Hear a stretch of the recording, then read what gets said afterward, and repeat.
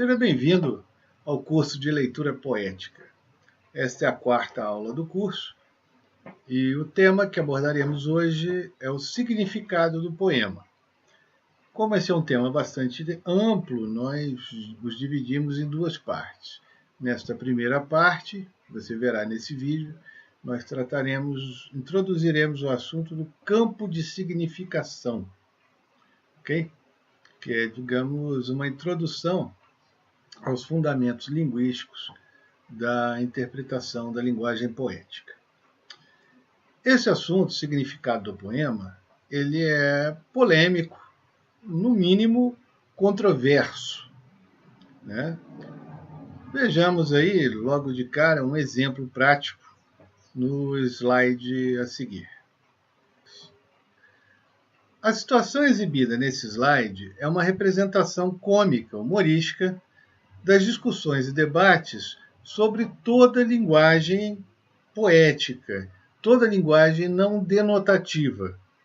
No caso aí do exemplo, a linguagem do cinema, né? Essas linguagens em que o autor não explicita suas intenções de uma forma muito clara, objetiva e inequívoca, e que, portanto, podem caber inúmeras interpretações a respeito do seu significado. Eu diria que sem essas discussões inflamadas a respeito do que o autor realmente quis dizer, a poesia seria muito menos divertida. Porque no caso aqui, numa certa dimensão, é menos importante saber quem tem razão do que o fato de que a discussão está acontecendo, né? Por quê? Porque as pessoas só discutem sobre as coisas que as apaixonam, né? Então, se houver bastante discussão em torno do significado da poesia, dos poemas, né, nós podemos tomar esse fato como um sinal muito positivo de que a arte poética está viva, pulsante, estimulando as pessoas a se tornarem novos leitores e novos autores. É extremamente saudável para toda a arte quando se formam partidos, fãs-clubes, movimentos, rivalidades, debates e críticas diversas. Tá? O preocupante é quando essas coisas estão ausentes, porque essa ausência revela um desinteresse geral por essas formas de manifestação cultural. Porém, tendo reconhecido esse mérito, devemos considerar um outro lado também. É extremamente nocivo para toda forma de arte, para toda linguagem poética, né, quando se torna geralmente aceita a ideia de que somente uma elite iluminada, no meme é identificada com cinéfilos, né, mas que uma elite, seja de natureza acadêmica, seja de natureza política, ou que assuma a forma de uma panelinha de artistas famosos e renomados, consagrados, né? Ou de um grupinho de intelectuais que quer mandar no pedaço, né?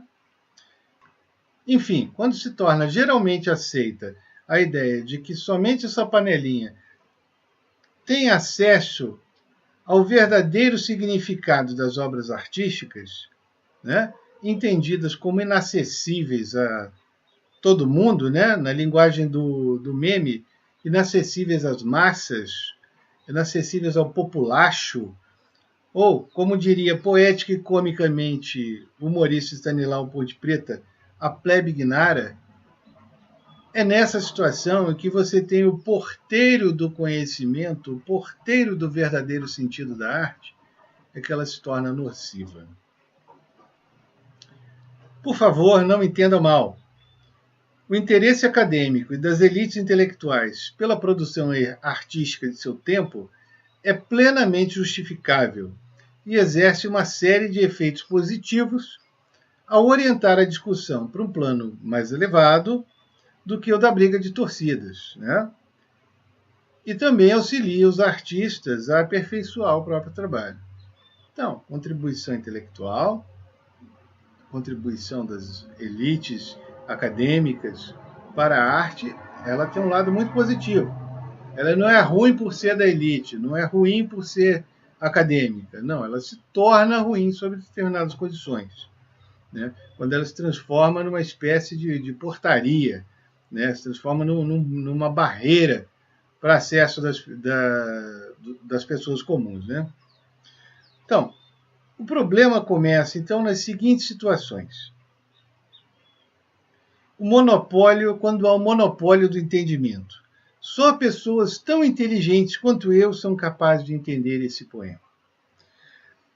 Quando esse pessoal se esforça para invalidar toda interpretação que não surge em seu meio, quando eles se autonomeiam guardiões do autêntico significado e desestimulam todo iniciante que queira abordar as obras diretamente, sem passar primeiro pelo seu filtro privilegiado de elite, aí temos um problema.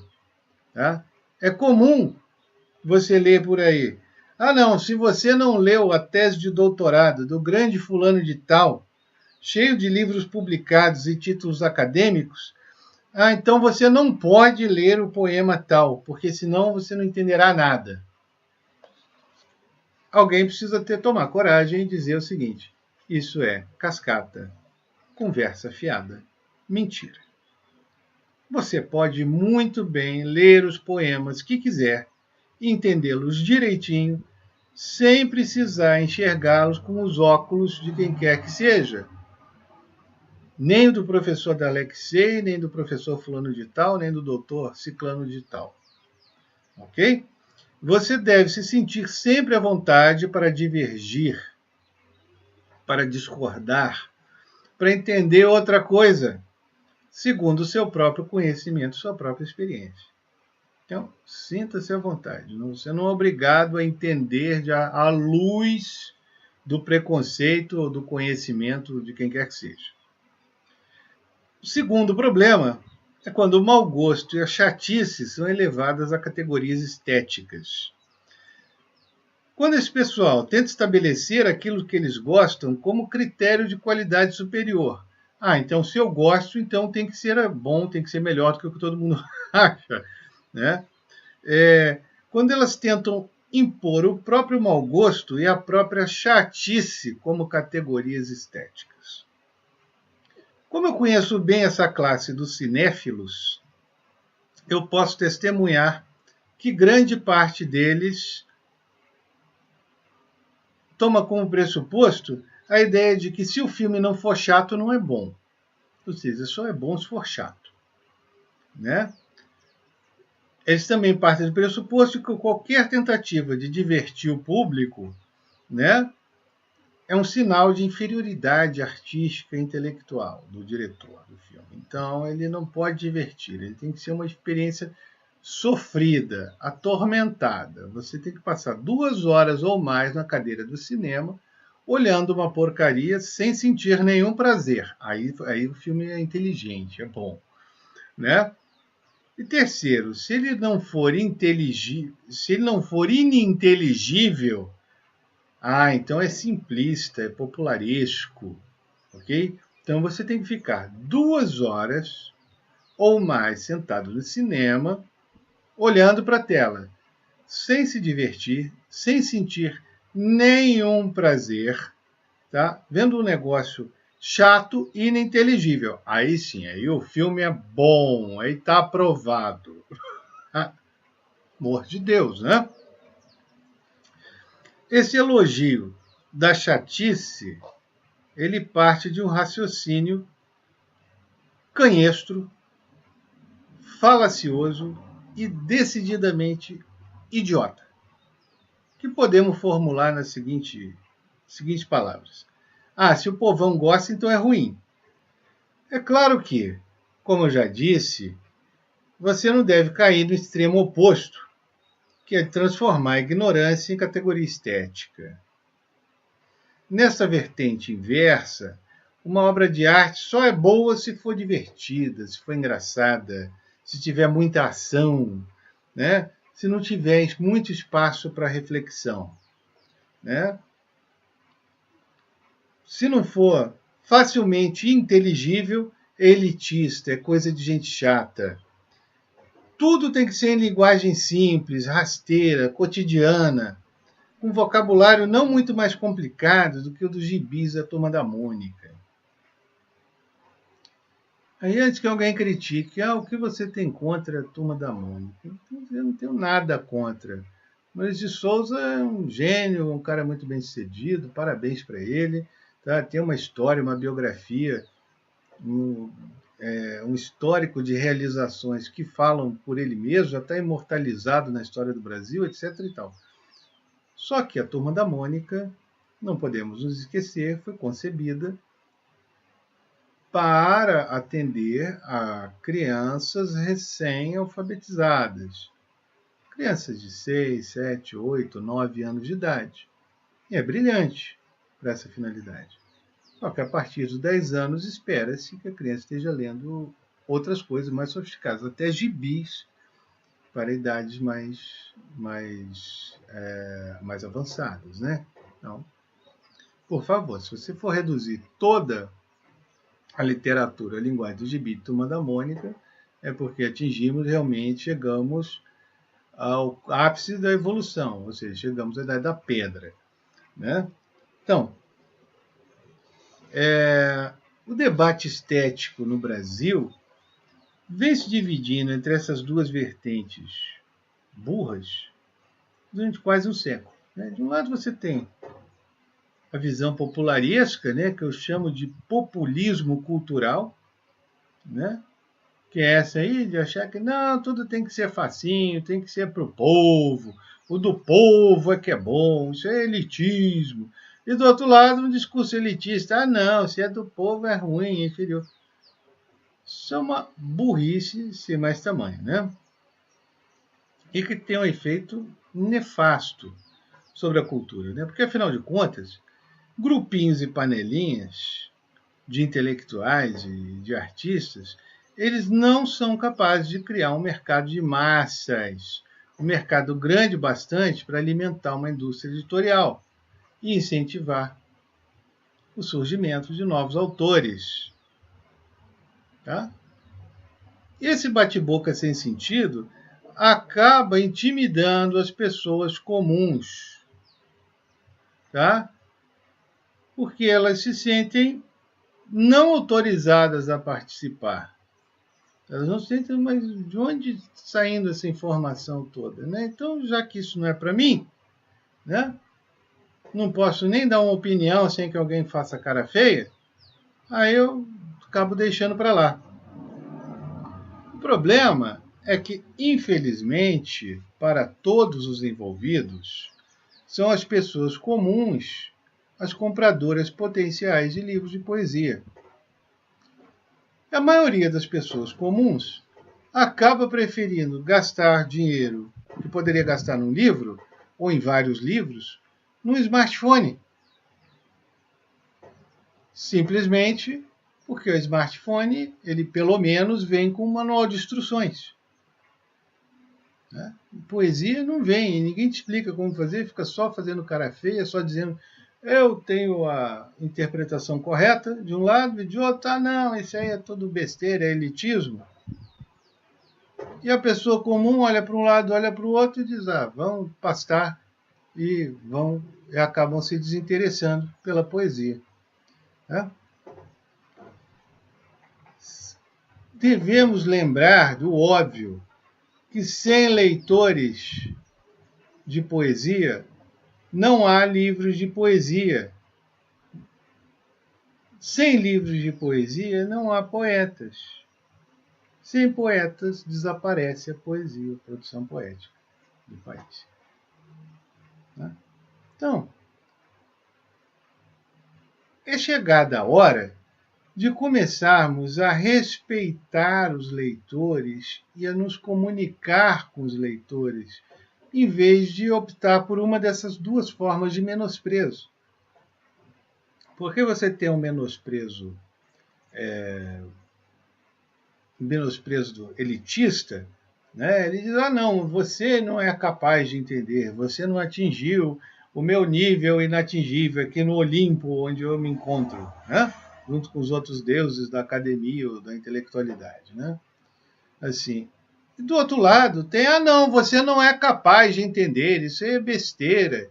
Não, não se eleve, não procure progredir, fique só no que o povo gosta, fique só...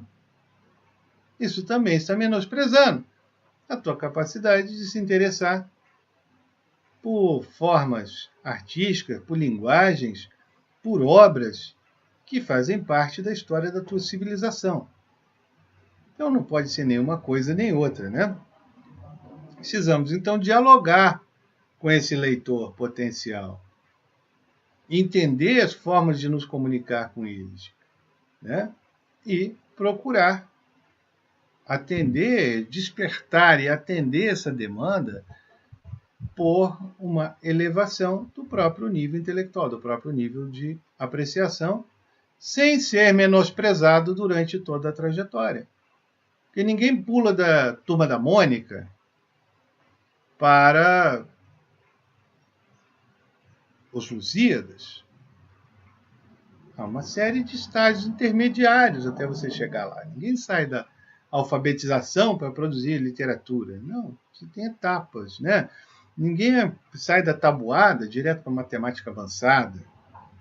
Ou seja, existem estágios intermediários. Então tem que ver, olha, em que ponto está esse leitor, que nível ele está, e a partir desse ponto é que devemos produzir as nossas obras, devemos cunhar a nossa linguagem, em vez de ficar rebaixando sempre pelo nível mais baixo, né? Um fator importante por trás desse menosprezo, né, desse populismo cultural, né, que leva ao rebaixamento progressivo da literatura e da poesia, está o próprio marketing cultural, o marketing editorial. Porque o marketing, ele faz de tudo para atender ao cliente, para dar ao cliente o que ele quer, sem muita pretensão de mudar o cliente, né?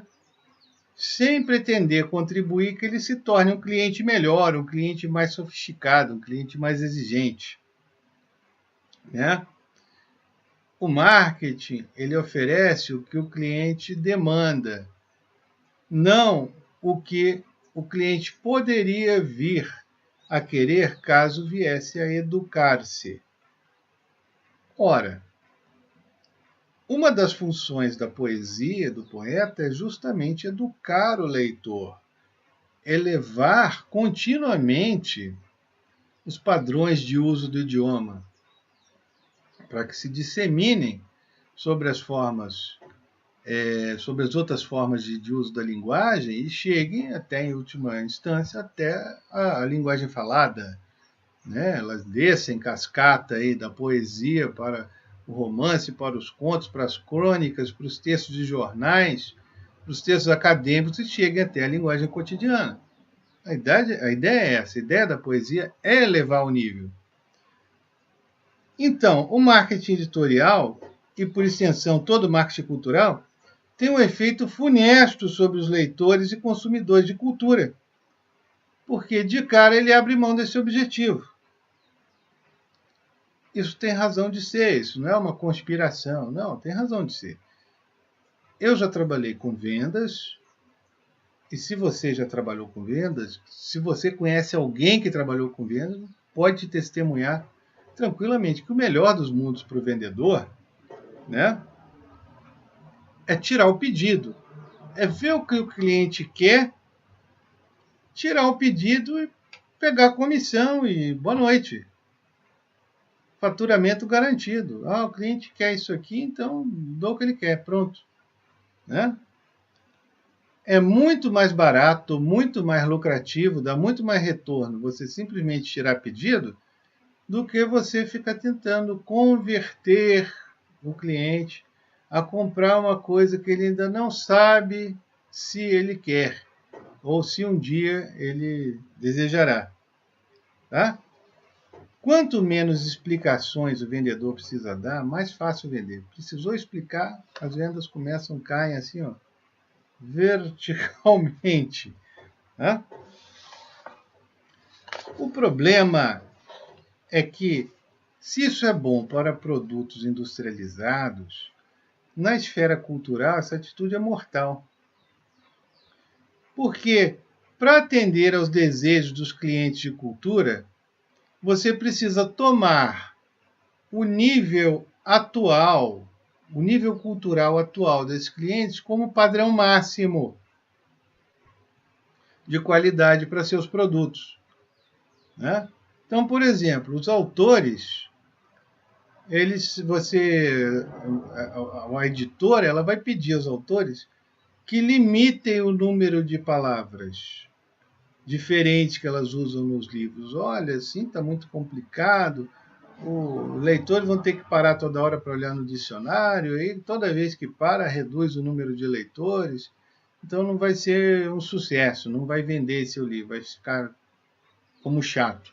E aí os autores, eles querem vender os próprios livros, eles precisam de dinheiro também, eles querem ganhar, né, ser remunerados pelo seu trabalho, então eles começam a rebaixar o nível dos livros, a usar um vocabulário mais simples, uma sintaxe mais rasteira, né, usar imagens e metáforas de conhecimento geral, ele começa a não arriscar mais, tá? A não ser entendido por um leitor de nível baixo.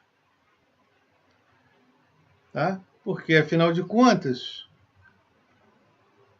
aquilo que o leitor não entende, ele não gosta. O que ele não gosta, ele não compra. E se comprou, só compra uma vez, não compra de novo. Então, nós temos um círculo vicioso, uma espiral descendente, tá? Que conecta leitores mimados e preguiçosos que não querem ser educados, junto com uma indústria cultural que toma esses leitores como o padrão máximo de qualidade dos seus produtos. Ora, faça isso durante 3 gerações e a literatura terá desaparecido no seu país, né? Porque, veja, você tem uma geração de leitores mimados e mal educados. Bem, esses leitores serão os professores da geração seguinte. Ou seja, o professor, que é o padrão máximo de conhecimento, já será uma pessoa preguiçosa e mal educada e mimada. Tem preguiça de ler coisas mais complicadas. Então ele vai formar a geração seguinte lendo só coisas mais facinhas. Ora, e esse será o padrão máximo que a geração seguinte chegará. Essa geração seguinte educará a terceira geração, ainda mais mimada, ainda mais mal educada, ainda mais preguiçosa. Em 3 gerações desaparece a literatura. Você não vê mais nenhum vestígio de poesia nem literatura superior. Tá? Então,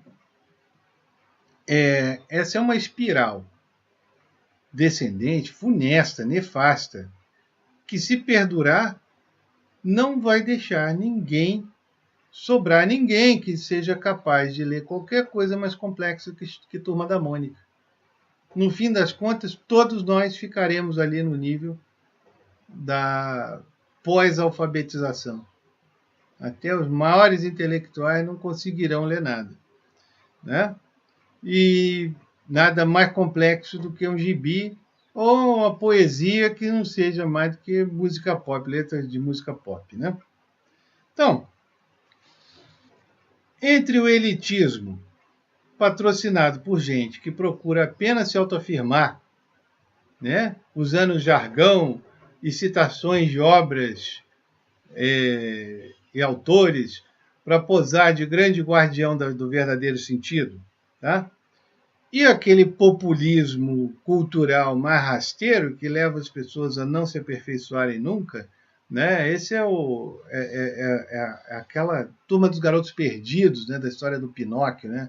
Não vem crescer não, fica só aqui o dia inteiro na diversão e deixa para lá, aqui escola nada, aqui aprender coisa nenhuma, tá?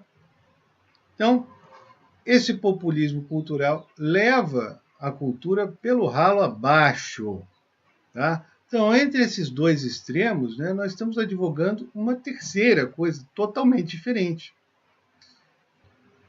O que nós estamos propondo aqui nesse curso é inverter esse movimento no sentido de uma espiral ascendente. Se você já subiu uma escada em espiral, você sabe que não pode pular degraus. Porque se você começar a subir, a pular degraus, você baterá com a cabeça no degrau de cima.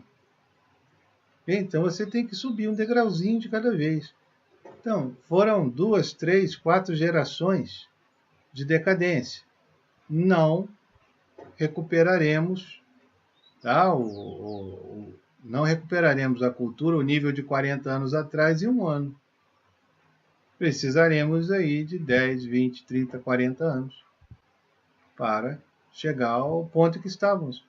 O importante é não ter pressa, mas é preciso começar hoje. Se não começarmos hoje, em 2019, em 2029 continuaremos falando desse mesmo assunto aqui. Ainda estaremos dizendo, porque devia ter começado 10 anos atrás. Pois é, então comecemos hoje. Né? Hoje esse movimento a subir essa escada espiral ascendente, né? Em que os leitores e os consumidores de cultura, de poesia, eles sejam expostos a linguagens progressivamente mais sofisticadas, criando um público cada vez mais exigente em termos de qualidade e, consequentemente, exigindo da indústria editorial, da indústria cultural em geral, que passe a oferecer produtos culturais de maior qualidade, né? Neste curso de leitura poética, a minha intenção é incentivar você, que é leitor potencial de poesia, a dar esse primeiro passo. Minha intenção aqui é encher você de coragem e de motivação para galgar os primeiros degraus nessa escada em espiral, sem se deixar intimidar pelo blá blá blá acadêmico elitista, nem aderir preguiçosamente ao populismo cultural. Eu peço a você, eu conclamo a você que leia poesia com amor, para deleitar-se, para divertir-se, ok? Para ter prazer. E prossiga os seus estudos de acordo com o seu interesse, com os seus gostos, tá? Até com os seus maus gostos, mas, por favor, sem transformá-los em categorias estéticas. Ok? Vejamos agora como você pode dar esses primeiros passos no processo, nesse processo que só pode ser descrito como de crescimento pessoal. O entendimento do significado do poema pode ser chamado, usar um jargão da indústria do petróleo, uma extração do significado do poema, né? É um processo em camadas. Você não chega, entendi tudo do poema. Não, você vai chegando ao significado um passo de cada vez, uma camada de cada vez. A analogia mais familiar é com o ato de descascar uma cebola, em que você extrai uma casca e revela embaixo dessa casca uma outra casca. Aí você, mais uma vez, faz o esforço de remover aquela casca e aparece outra casca. E assim, indefinidamente, né? Se você quer um exemplo prático, eu vou exibir agora um slide de uma pesquisa do Google, né? Que mostra justamente como esse processo de entendimento do poema ele é realmente indefinido. Bom, veja o número de artigos e teses acadêmicas e livros sobre o poema Paradise Lost, de John Milton, né, no Google Acadêmico. Ele encontrou nada menos que 39.600 resultados. E veja que é uma pesquisa muito específica. Eu busquei apenas por análises linguísticas. Então, veja, a extração do significado de um poema é assunto para mais de metro. Né? É um assunto que se estende sem fim previsível. Então, por que isso acontece? Porque a linguagem poética é, por definição, aberta à atividade de significação por parte do leitor. tá? Ela é muito mais aberta à interferência do leitor do que outras formas de linguagem. Vamos esclarecer melhor esse ponto recorrendo à teoria das funções da linguagem, de Roman Jakobson. Você vê nesse slide um modelo clássico da comunicação humana, com todos os seus componentes essenciais esquematicamente identificados: emissor, mensagem, canal, receptor, código e referente contexto. Uma das contribuições de Jakobson foi associar à linguagem diferentes funções, conforme ela se dirija mais fundamentalmente ou com maior ênfase a um desses componentes do processo de comunicação. Então, na cor roxa, você vê a função fática. Quando você diz alô no telefone, ou diz ei, psiu, para alguém no meio da rua, ou quando diz oi para um conhecido, você está fazendo um teste de canal, ou seja, você está testando a mídia, está conferindo se a pessoa realmente está recebendo a tua mensagem, se o teu canal de comunicação com ela está funcionando. Ninguém quer ficar falando sozinho, ninguém gosta de repetir tudo o que disse 10 vezes, né? Então, a função fática, ela exerce essa função de garantir que o receptor está efetivamente recebendo a mensagem. Em verde, você vê a função metalinguística, né, que já foi abordada na aula anterior, né, em que a metalinguagem, como a linguagem que se dirige ao próprio código em que a mensagem foi formulada. Tá? Por exemplo, quando um poeta escreve um poema sob o ato de escrever poemas. Tá? Então, quando o poeta escreve sobre poesia, ele está fazendo uma metalinguagem, ou seja, está criando uma linguagem que se refere ao próprio código. Nas cores cinza e preto, você vê a função referencial, ou contexto. Tá?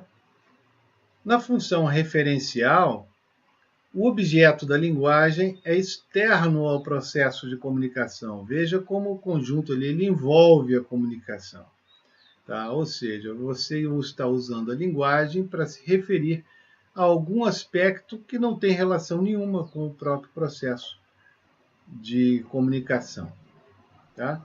Nesta categoria de função referencial, recaem todos os livros acadêmicos, científicos, profissionais, técnicos, filosóficos, enfim, toda forma de linguagem que se dedica a explicar, descrever, esclarecer, analisar, argumentar ou dissertar sobre qualquer aspecto da realidade. Em vermelho, você vê a função emotiva.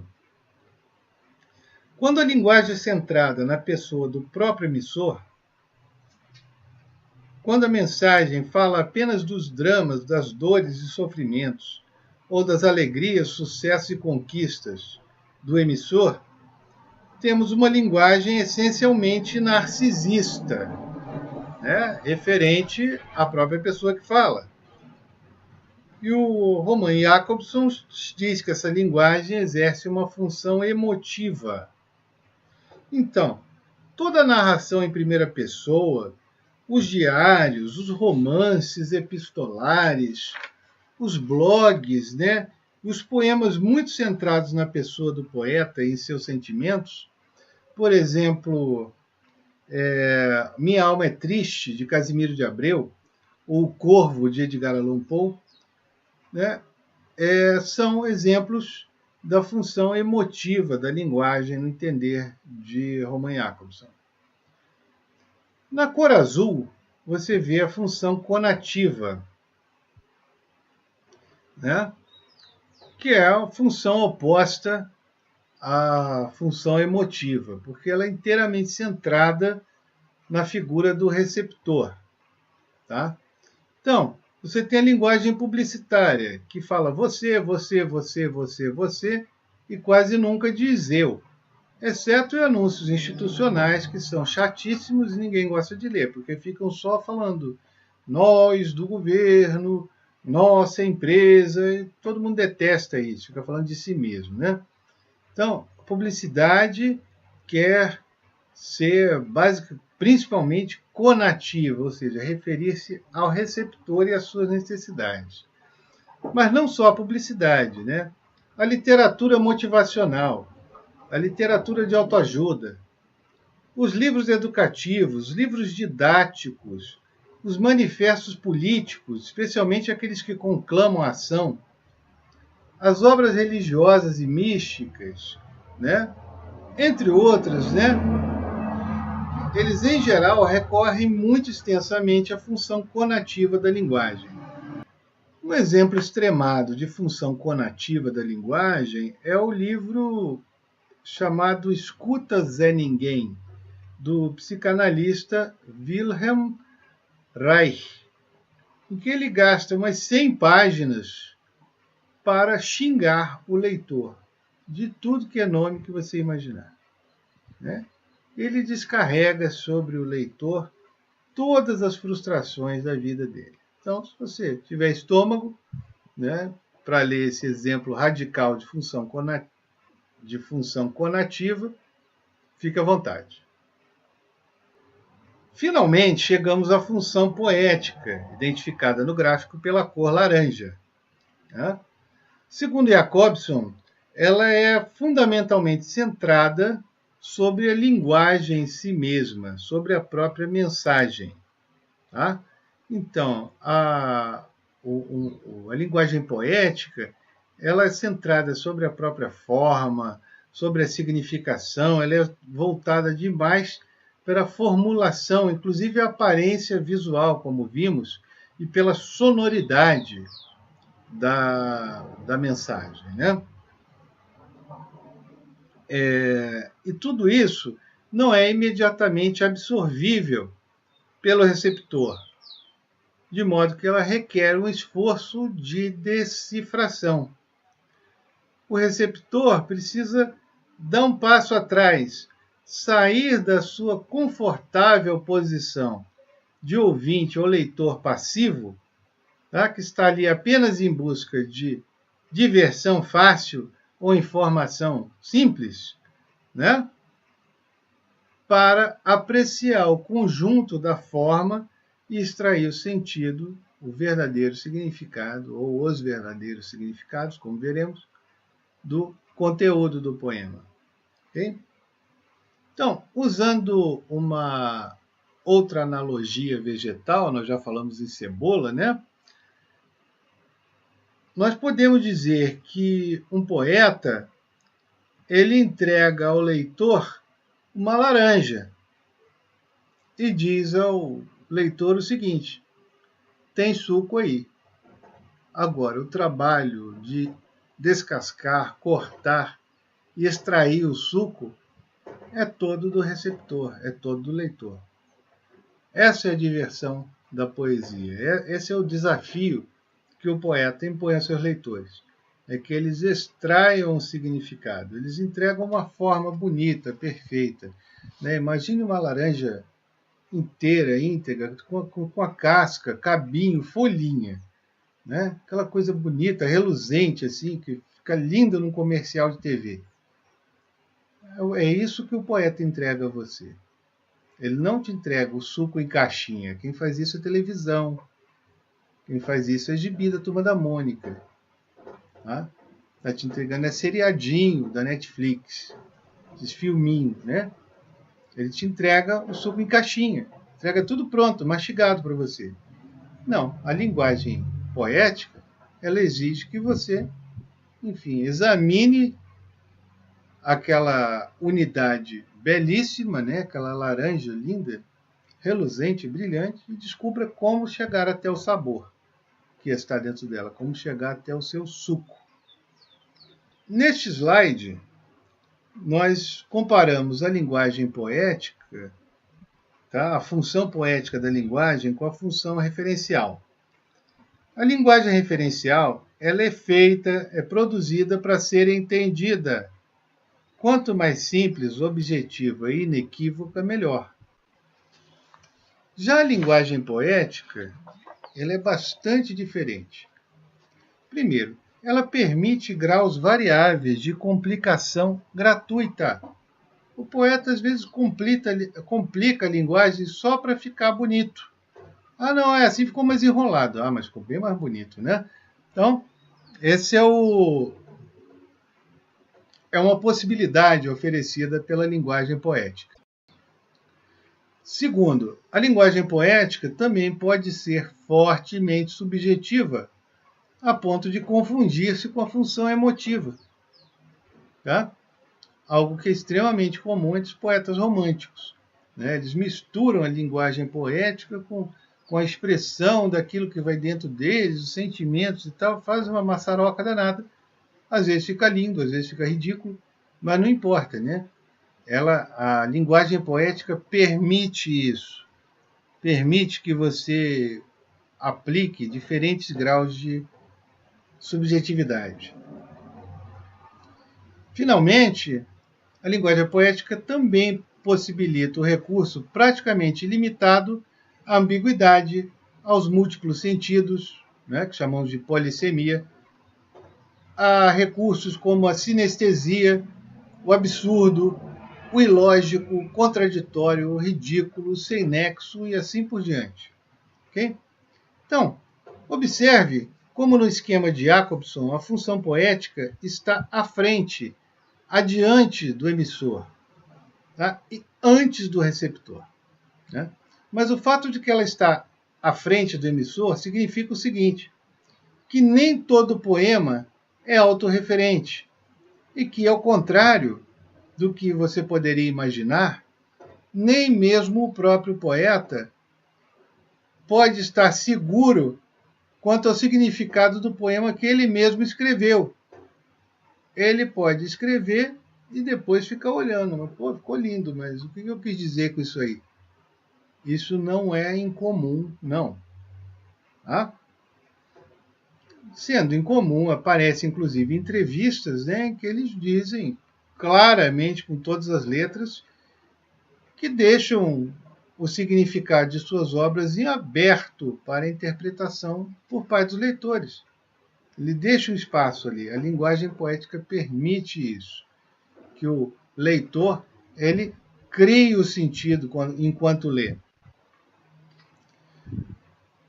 Em resumo, só dessa discussãozinha aqui, você já percebe o seguinte, que o entendimento de um poema não é nem um pouco parecido com uma consulta àqueles manuais de interpretação de sonhos que você compra em banca de jornal. Você abre lá e diz assim, sonhou com isso. Então você vai ganhar na loteria. Sonhou com aquilo, então você vai quebrar a perna. Não é nada disso, tá? A leitura de um poema, o entendimento de um poema, da linguagem poética, ele é um encontro de um texto com o universo mental de um leitor. Se você lê um bom poema aos 15 anos e depois relê-lo aos 25, depois aos 35, depois aos 45, a cada uma dessas releituras você extrairá um significado diferente. Você entenderá coisas que você não entendeu na leitura anterior, né? Porque esse entendimento será advindo da sua história de vida, das suas leituras e dos seus estudos, dos seus sucessos, dos seus fracassos, dos seus amores, suas desilusões, tá? Das suas viagens, de tudo que acontece na sua vida. Então, quanto mais rico for o seu universo mental, mais inteligente e sofisticado tenderá a ser o seu entendimento de um poema, bem como, aliás, de todas as outras formas de linguagem. Por isso mesmo, minha primeira recomendação é que você fuja, mas fuja mesmo, de toda interpretação de poema que se pareça com um manual de sons de banca de jornal. E olha, há toda uma corrente de intérpretes de poesia que se baseiam numa visão do poeta como um criptógrafo, como um profissional que escreve mensagens cifradas, mensagens em código, tá? Ininteligível, que só um hacker acadêmico altamente qualificado, com doutorado na França e bolsa do CNPq, consegue decifrar. Você reconhece esse tipo de intérprete pela fórmula. Quando o poeta disse X, ele quis dizer Y. A meu ver, essa é uma fórmula completamente absurda, porque pressupõe que o poeta, veja só, ele é um idiota, né? Um péssimo escritor, um incompetente, que quer dizer uma coisa e, veja só, coitado, ele diz outra. Quer dizer, já na formulação, já é completamente estúpida, tá? Essa ideia, né? É uma forma muito pobre, muito simplista de encarar a linguagem poética. Ela pode até funcionar com poemas mais simples, em que o poeta queira, ele tem intenção explícita de deixar claro, inequívoco, sem margem para ambiguidade aquilo que ele quer dizer. E há uma série de situações em que isso é necessário, que ele quer ser entendido pelo maior número possível de pessoas. Né? Exemplos? Hinos patrióticos. Ora, queremos que toda a população do país se sinta mobilizada em seu sentimento patriótico. Logo, um hino patriótico precisa ser inteligível, né? Não deve ter grandes problemas interpretativos. Letra de música popular, também que você quer divertir todo mundo, né? De A a Z, né? Com todos os tipos de experiência de vida e tal. Então a letra tem que ser bobinha, fácil de entender. Outro, poemas políticos, em que você quer mobilizar militância, mobilizar sentimentos políticos, indignação, orgulho, ou seja o que for. Também você precisa ser uma linguagem inteligível. Né? Então você tende a usar uma linguagem mais simples e objetiva e, eventualmente, uma interpretação ao estilo quando disse A, quis dizer B, pode até funcionar. Até funciona. Mas, quando se trata de poemas com maior carga de subjetividade, com amplo uso de metáforas e de outras figuras de linguagem, com recurso a símbolos e imagens, né? Essa relação bionívoca desaparece, implode. Simplesmente não funciona. Você não consegue entender um poema assim, né? Sobre o filme Bird Box, né? O último filme da Netflix aí, na Netflix com a Sandra Bullock, né? Em que o pessoal fica dizendo: ah, não, a canoa simboliza tal coisa, a venda nos olhos simboliza não sei o quê, os monstros simbolizam não sei o que lá. Isso é o tipo de interpretação de que você deve fugir. Né? Você deve fugir porque você tem ali diversos significados possíveis para os diversos elementos desse filme. Né? Não vou entrar aqui porque não é um curso de cinema, é um curso de leitura poética. Tá? Mas vou dizendo que a lógica que eu vou apresentar aqui, que vale para poema, também vale para entender um filme como Bird Box. Então, o modo mais seguro de abordar o problema da significação de um poema é entender que as decisões linguísticas do poeta, cada uma delas e em conjunto, abrem um campo de significação que é único, exclusivo daquele poema, e em que as relações entre os elementos podem ser soltas, fluidas, múltiplas, com amplo espaço para interpretações e combinações de significados. Esta aula já está ficando bem longa e por isso vou encerrá-la agora com um exercício. Apresentarei agora na tela um poema de Olavo Bilac chamado Os Sinos, para que você leia e procure entendê-lo como um campo de significação. Plangei, sinos, A terra ao nosso amor não basta. Cansados de ânsias vis e de ambições ferozes, ardemos numa louca aspiração mais casta para transmigrações, para metempsicoses. Cantai, sinos, daqui por onde o horror se arrasta, campas de rebeliões, bronzes de apoteoses, badalai, bimbalhai, tocai a esfera vasta, levai os nossos ais rolando em vossas vozes. Em repiques de febre, em dobres afinados, em rebates de angústia, ó carrilhões, dos cimos, tangei, torres da fé, vibrai os nossos brados. Dizei, sinos da terra, em clamores supremos, toda a nossa tortura aos astros de onde vimos, toda a nossa esperança aos astros aonde iremos. Então, o exercício é ler esse soneto algumas vezes, entoando em voz alta para captar-lhe a sonoridade. E, facilitando tua vida, está disponível na tela agora o link para o texto original, domínio público. Após ler alguma vez, familiarizar-se com a voz desse poema, comece a explorar o significado do poema, o campo de significação desse poema, usando a ferramenta mais elementar de todas, que é o dicionário. Né? Nesse poema, nesse soneto, tem diversas palavras que não são de uso comum e que muitas pessoas podem não saber direito o que significam. Veja, não se satisfaça com saber mais ou menos, ou com fazer uma ideia. Se você não tem certeza do que significa uma dessas palavras do poema, consulte o dicionário, ou você já começará achando errado.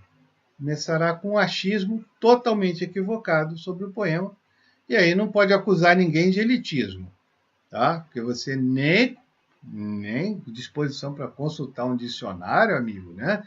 Então, vamos lá. Não fique achando nem sabendo mais ou menos. Na tela agora, você vê uma lista de palavras potencialmente pesquisáveis. Mas, se você quiser procurar por outras palavras do poema, fique à vontade. Estão aí: verbo planger, transmigração, metempsicose, campa, bronzes, apoteose, badalar, bimbalhar, repique, dobre, rebate, carrilhão, cimo, tanger e clamor. Então, você tem aí um bom número de palavras para começar a explorar, né, e tentar entender qual das definições do dicionário é aplicável ao poema, né? Quais seriam aplicáveis a esse poema. Né? Apresento agora uma lista de dicionários online que você pode usar em sua pesquisa. Todos esses dicionários são muito bons e nenhum deles é completo sozinho. Então não adianta ter preguiça, vou usar só o Aulete, vou usar só o Priberano. Não, cada um deles tem a sua utilidade. Tá? O Aulete ele tem verbetes bastante claros e bastante completos, além de uma gramática online, que você pode consultar, e um dicionário analógico para consulta de palavras relacionadas e ideias afins. O dicionário Priberan, por sua vez, tem definições bem simples, mais simples que as do Aulete, né? E fáceis de entender, e conta com um dicionário reverso, ou seja, você pode pesquisar a ocorrência de uma palavra nas definições de outras palavras. Tá? O AIS ele tem verbetes mais caudalosos, mais compridos, completos e complexos. Né? Também conta com excelentes esclarecimentos sobre etimologia e sobre o uso gramatical das palavras. Finalmente, o site sinônimos.com.br apresenta listas de sinônimos comuns organizadas de acordo com os diferentes significados, sendo um site bastante prático de usar. Né? Bom, depois de pesquisar o significado dicionarizado das palavras desconhecidas, né, nesse poema, você pode recorrer ao dicionário de sinônimos, ou ao dicionário analógico do Aulete, ou à seção de etimologia do Wise, para explorar os campos de significação dessas palavras. Você verá, cada palavrinha dessa, ela se relaciona com diversas outras ideias, não só aquele significadozinho mais direto. Tá? Você percebe que ela tem realmente um campo de significação. Tá?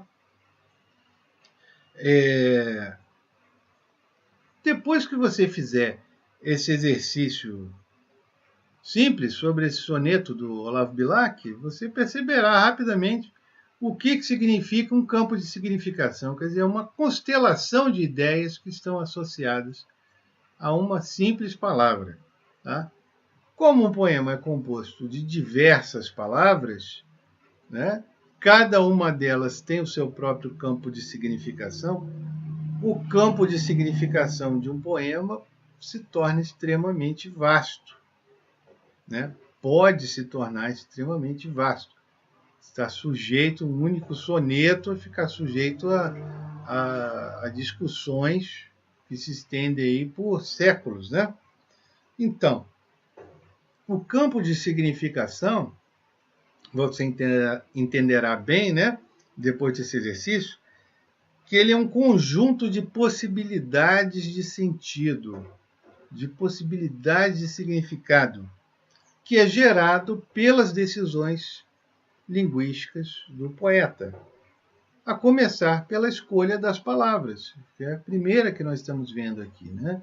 Ou seja, usar o dicionário e ver como essas palavras formam um campo de significação. E depois essas palavras, esses campos se superpõem e interagem para produzir um campo ainda maior, que é o campo de significação do poema. Então, na próxima aula, nós abordaremos outras técnicas de exploração do campo de significação de um poema, além dessa mais básica, que é o uso dos dicionários. Né?